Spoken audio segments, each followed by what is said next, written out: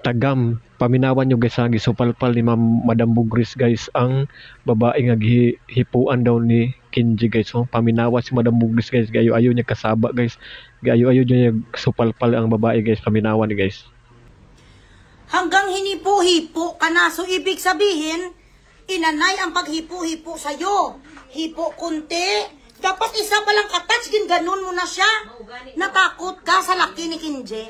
Bilat si Iloy, si Kenji nga daw marauton, nga daw tibihon, nga asthmatic, natakot ka sa kanya. So hinipo-hipo siya, pakinggan yung sabi ni isang alipungoy nga kaplog ha. Hinipo-hipo ko no siya. Hello po sir. Hello ma'am, good evening. Ano bang araw? Ano oras na?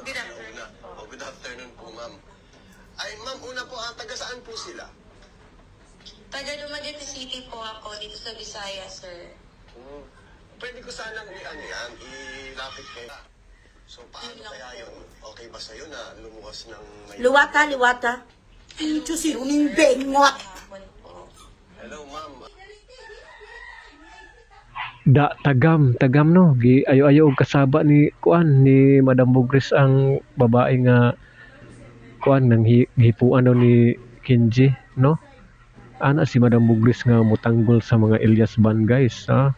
Isa lang ni Madam Bugris guys no.